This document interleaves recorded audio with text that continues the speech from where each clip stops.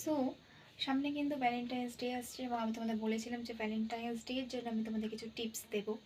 তো অবশ্যই তোমরা ফলো করো। কিন্তু আজকে যে ভিডিওটা আমি শেয়ার করছি সেটা শুধুমাত্র ছেলেদের জন্য। তো ভালো করে ভিডিওটা শোনো, খুব ভালো লাগবে। তো এটা আমাকে অনেক বন্ধুরাই জিজ্ঞেস করেছো যে মেয়েরা কোন কালারটা বেশি পছন্দ করে, মানে ছেলেরা কোন কালারের শার্ট পরলে মেয়েরা ক্রাশ খেয়ে যাবে বা বলতে পারে যে খুব ভালো লাগবে বা অ্যাট্রাকশন হবে। তো সেই ক্ষেত্রে সেই ভিডিওটি আজকে শেয়ার করছি। শুধু শার্ট নিয়েই বলবো না, অনেক কিছু নিয়ে বলবো। তো ভালো করে শোনো, আশা করি ভালো লাগবে।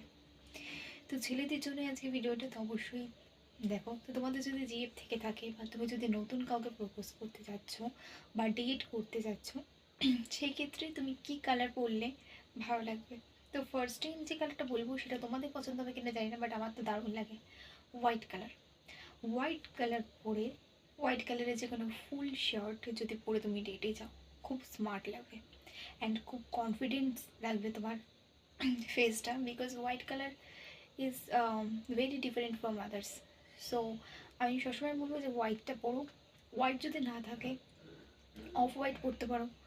আচ্ছা, যদি কারো স্কিন কমপ্লেকশনটা একটু শ্যামলা বর্ণের হয়, দেন তোমরা কিন্তু royal blue, royal blue colour যে জামা হয় সেরকম টাইপের কিছু শার্ট পরতে পারো, এতে দেখতে ভালো লাগবে। তো এই দুটো কালার কিন্তু খুব সুন্দর। যারা ফর্সা তারা কিন্তু হোয়াইট কালারটা পরতে পারো, যারা একটু শ্যামলা তারা অবশ্যই রয়্যাল ব্লু কালারটা ফলো করো। ব্ল্যাকটা আমি এই কারণে বলছি না, ব্ল্যাক কালারটা বলতে পারতাম, বাট ব্ল্যাক কালারটা আমার মনে হয় না খুব একটা পজিটিভ ভাইব দেবে। দ্যাটস ওয়াই আমি তোমাদের বলবো হোয়াইট কালার পরো, ব্ল্যাক কালারটা পরো না। আর ওদিকেই আরেকটা কথা বললাম যে রয়্যাল ব্লু কালারটা পরার চেষ্টা করো। এটা তোমাকে খুব একটা গর্জিয়াস লুক দেবে এবং হ্যান্ডসাম লাগবে, জাস্ট অসাম লাগবে। তো এরপর যে কথাটা বলবো, যদি নিজের পার্সোনালিটিটা গ্রো আপ করতে চাও, মানে যদি একটা মেয়ের সাথে তুমি ডেট করতে যাও তাহলে সেই মেয়েটা তোমাকে যেন এক দেখাতেই পছন্দ করে ফেলে, তো সেই জন্য কী করা যেতে পারে? অবশ্যই সেই জন্য উপায় আছে। অবশ্যই পারফিউম লাগাবে। পারফিউমটা যেন খুব সুন্দর গন্ধ হয়, মানে আমি বলতে চাইছি যেন ছেলেরা যে পারফিউমটা ইউজ করে সেটা হচ্ছে খুবই যেন হার্ড হয়, গন্ধটা যেন অনেকক্ষণ লং স্টে করে। তো সেই জন্য আমি বলবো পারফিউমটা অবশ্যই ইউজ করবে। দেন থার্ড পয়েন্ট হচ্ছে ওয়াচ। ঘড়ি পরতে যেন ভুলবে না, ঘড়িটা অবশ্যই পরবে এবং এটা মানে এটা তোমাকে আলাদা লুক ক্রিয়েট করে দেবে।